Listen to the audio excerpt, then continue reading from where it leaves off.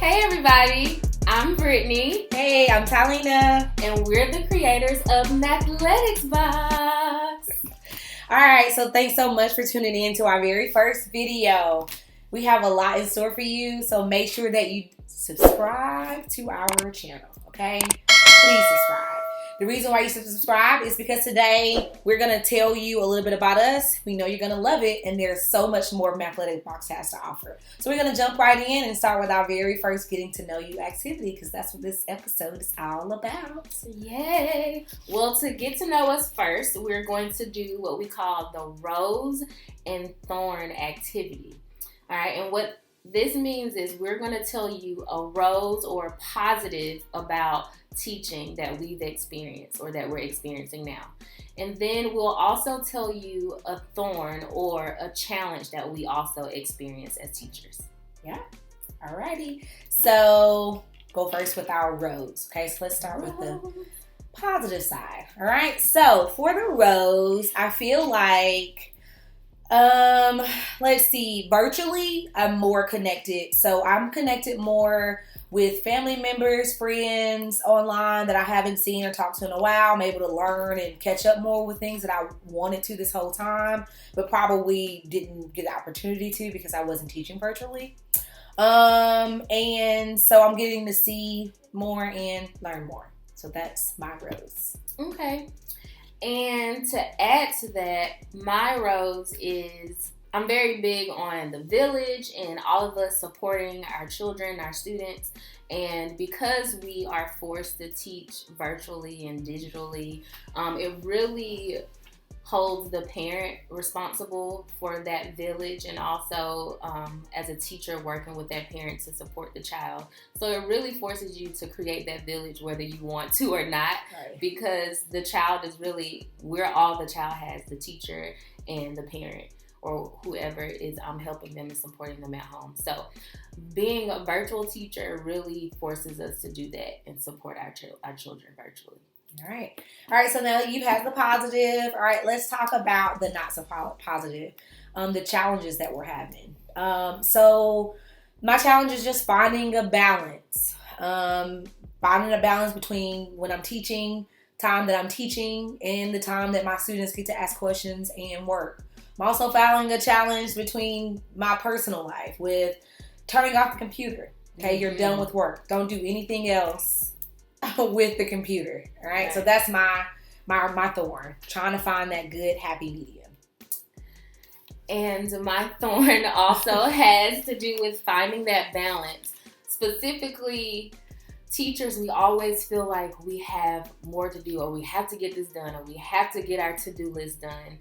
But just being satisfied and knowing that you've done your job and you've done what you're supposed to do that day, it's okay to step away from the computer so that you can also pay attention to you and make sure you are doing the self-care that you deserve as well. So also finding that balance, but just knowing when to step away so that you can take care of you. All right. So we hope you enjoyed the Rose and Thorn. Just a quick tip though, this is something that you could even use if you are a teacher. You could use this with your students online, even in class. Just a good thing for them to do, just a quick brain break or something like that. Maybe. It's also really good for parents at home if you want to get your child to communicate more.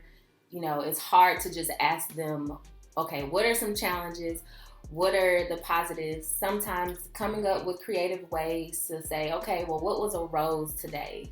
What positive happened in your life today or at school, online, or what was challenging today? So this is a great way to get them to talk to you and to be more engaged.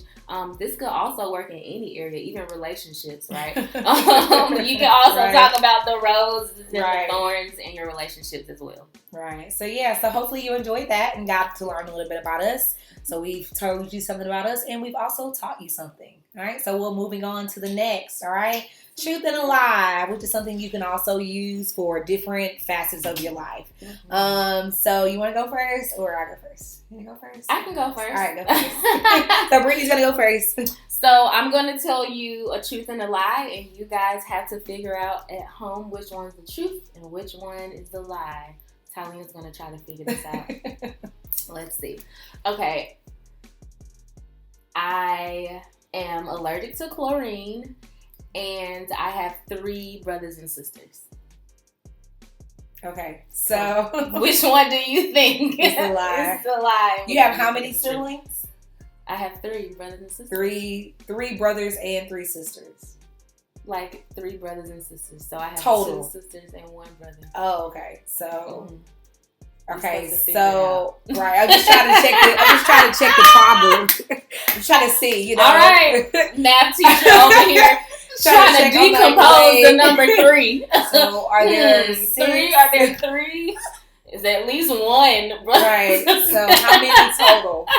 So I'm gonna go with your chlorine because that doesn't as the seem truth like, or the lie. I want to go with the chlorine as the truth. Okay. That you are allergic to chlorine and that you don't have just, or I don't know if it's just, or I don't know. The truth is you're allergic to chlorine, and the lie is your siblings. Okay. Okay. That's all. Drum roll. Okay. I'm allergic to chlorine. That's right. I don't like swimming pools. Well, I love water, but I just can't be in the chlorinated water. Yeah, I love water. I can't swim. I haven't learned to swim yet. So Jesus. We'll get there eventually. I understand these non-swimmers. It's probably the chlorine. No one's ever taken to the ocean for swimming lessons. I learned how to swim in chlorine, and that's how I learned that it was not the best for my skin. Well, all right. So that was a good one. All right. So mine is I have been to 10 countries, and the other one is I'm the oldest of 8 siblings. So I'm the oldest of 8. Okay. So there's a total of 8 siblings. So it's not 9. Like, right. Not me. Okay, I'm going to question you how you question me. So 8 brothers and sisters. Let's decompose 8. No, I'm just kidding. Okay, so your truth is that you are the oldest of 8 children. Yeah, I'm the oldest. I'm the boss. Can't you tell? Yeah, so good. That was easy because she already knows. But yeah, because I'm your bestie. Yeah. So now you know something about us. All right. I have traveled to other countries, but just not 10. Okay. I'll get there. Yes. Just not 10. We will get there. We are going to travel. All right. So you can try that at home with your kid, with your mate, with whoever. You can even do this as like a team building exercises if you're a teacher, right? If it's something that you want to do, something fun just to kind of lighten the mood. Right. That's something that you can also do. So now we're on to talk about like what we like to call like our deep dive, our main focus of getting to know us a little bit better. We're going to talk about learning and teaching virtually. So, yeah. So, I think during this one, let's look at I was going to really just talk about like virtual engagement, how that's so necessary for children. And even myself, I found I'm learning online also. Mm-hmm. So if the professor's just online talking, slideshow, we need breaks, okay, for our brain. If you want me to pay attention and learn, I need a break, okay? Yeah. Videos and movement. So those are my things that I feel like as a teacher and as a learner myself, those are things that are absolutely important to make sure that you are incorporating, if not daily, at least twice a week when you're teaching online. For sure. So what about you? I think virtually, for me, I think it's very important for the parents to be involved, because a lot of the responsibility has shifted. Whereas when we were in the classroom, a teacher, we're able to hold the child accountable and being responsible and being respectful. But now a lot of that weighs heavily on the parent. We're depending on you to make sure that they're being responsible and accountable and all of those good things. So during the virtual learning, it's just very important to make sure that you're hands-on as a parent, asking those questions. Okay, what did you learn today? Because if your child says they didn't learn anything, then we may need to have a different conversation to make sure they're paying attention and that they're engaged. Because most teachers are teaching something. Yes. So just finding those ways to be hands-on even helping or asking for help from your child's teacher. If you don't understand, because I teach third grade math and I understand there's different strategies than when you learned math. So just getting in there and saying, okay, let me look and see what resources are out there. Let me ask the teacher so I can be more involved and more hands-on with my child's learning.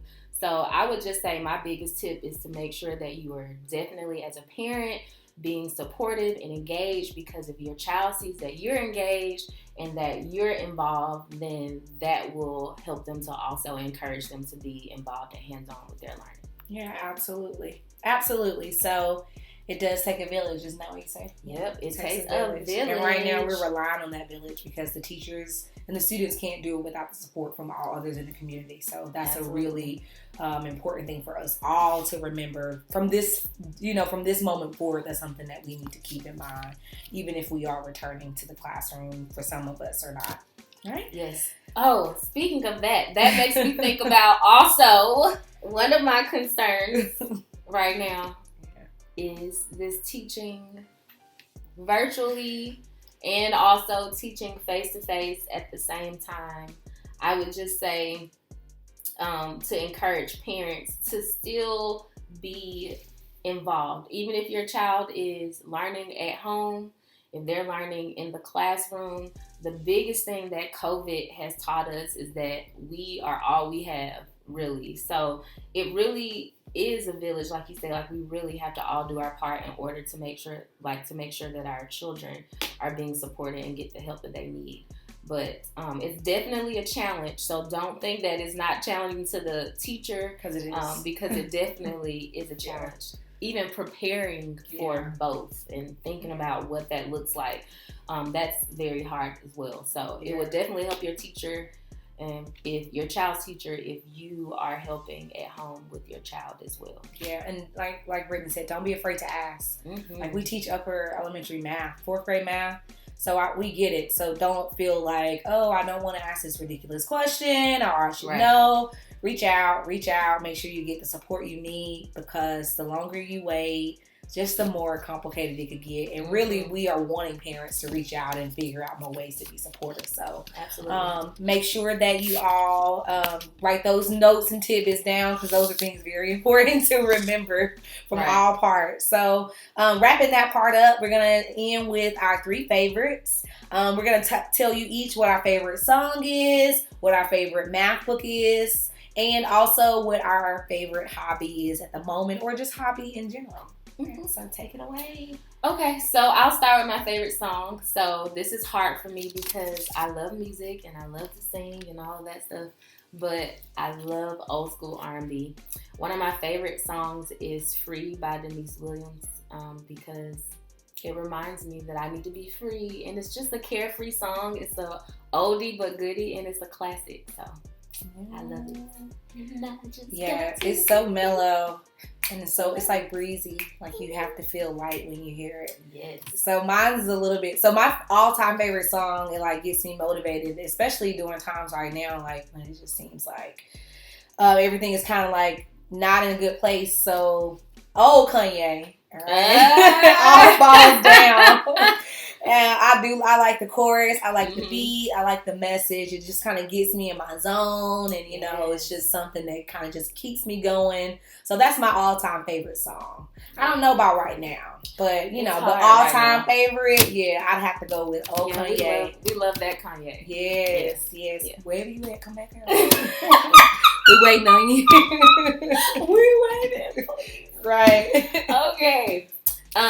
So next is our favorite book. Yeah. I actually have this book in my classroom, so I apologize I don't have it to show you. But If You Had a Million. So If You Had a Million by David Schwartz. I really love this book because it's engaging. It's ways for you to see how your child thinks. They also learn the concept of money and the value of money. And you can ask them, if I had $1 million, that's a good question to ask to see, how they think and how they value money. And maybe if you need to have a follow-up conversation, depending on their response to what they would do with that $1 million. But it's definitely a great book, a great encouraging engaging book. Yes. All right, yeah. So my favorite book, I brought mine. This is a newer book. This book hasn't been out forever. Before this one, I liked the book, a different book. I won't talk about that one now. But my favorite current math book is Hidden Figures. Katherine Johnson is one of my, I guess, one of my heroes, somebody who I aspire to be. She's a very smart, good mathematician. And we lost her recently, but my students love this book. They love to see themselves accomplishing great things, and like going to space isn't something a lot of people do, let alone Black women. So it's a really good read, and it's a good read. I would suggest it for grades through 3rd and up. Although it's a picture book, some of the vocabulary words and story plots are a little complicated for younger kids, but it can still be used for K through 5, just for like a STEM enrichment. So that's my favorite math book, STEM book. All right, and our favorite hobby. Because people forget that teachers also have lives. But in my mind, I'm like this karaoke queen. No. But no, I love singing. I love music. I love dancing. So anything with like that performing arts feel to it, I'm all about it. So I do that for free in my spare time. So yeah, that's what I do. I'll do that, free of charge. My favorite hobby is, at first, let me tell you, I changed it, okay? Because at first I said learning and teaching math, and Brittany is like, that's not a hobby. It's not. I'm like, well, that's what I do all the time. It's a hobby. But, yeah, I had to be reminded that, like, I do enjoy the art. So when I have free and spare time, I do like to be involved in things that are arts-based, mainly drama, but I love all forms of art. So that's my hobby, arts. If I had it my way, I could just be on the stage just going about it every day. But, that's my hobby. Yes. So, yeah. Anything else we think we're going to give them today? I think that's enough. Yeah. So hopefully you guys have enjoyed getting to know the creators of Mathletics Box. And we will be coming back soon with video 2. But don't forget to subscribe. Where are they subscribing?